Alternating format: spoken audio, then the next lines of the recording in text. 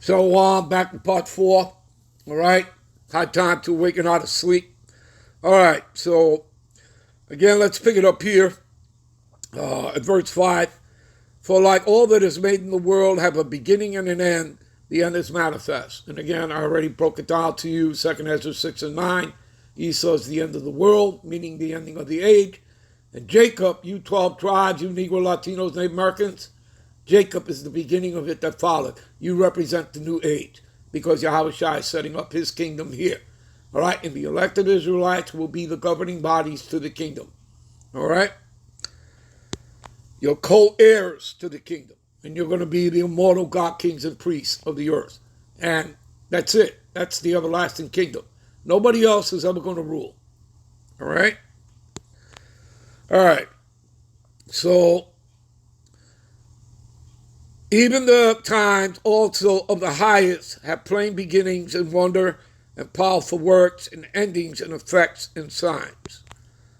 And you people, if you're not paying attention, then you're blinded. Okay, you're in darkness. All right, which means ignorant.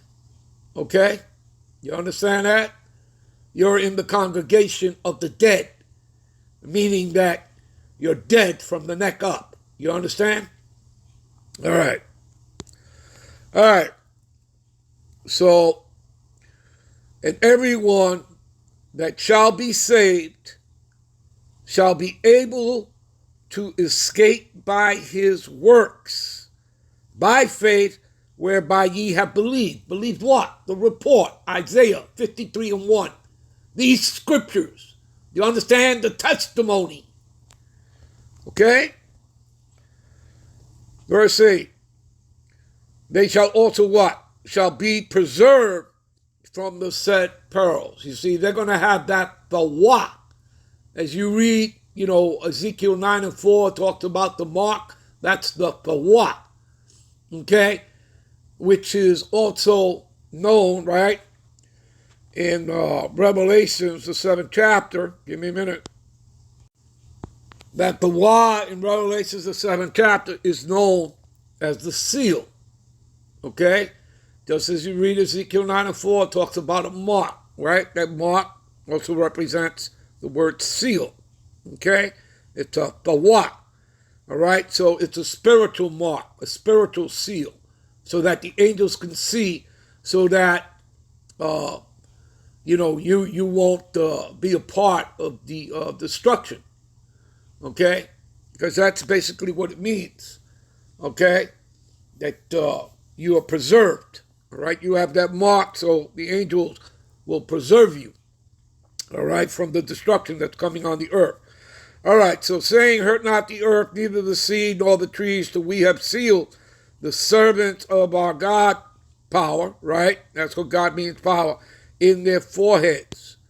And I heard the number of them which were sealed, and there were sealed 144,000 of all the tribes of the children of Israel. And again, you're not seeing or reading, all right, that it's talking about anybody else. It's not talking about Edomites, the white man, and it's not talking about the other 16 heathen nations, all right, of who is going to be sealed and preserved, all right, with that spiritual mark, that seal, all right, just the elect of Israelites, all right, 12,000 from each of the 12 tribes, plus there'll be a great multitude. And again, that great multitude, okay, when you read this, after this I beheld and lo, a great multitude which no man could number, of all nations, kindreds, people, and tongues, stood before the throne and before the Lamb, clothed with white robes, white meaning purity, and palms in their hands. Palms stand for victory. And the word kindreds here will clearly tell you it's talking about the descendants of Jacob, of the 12 patriarchs. Okay? And it's Fule. Strong's G 5443. Fule. All right, see that? See? Tribe.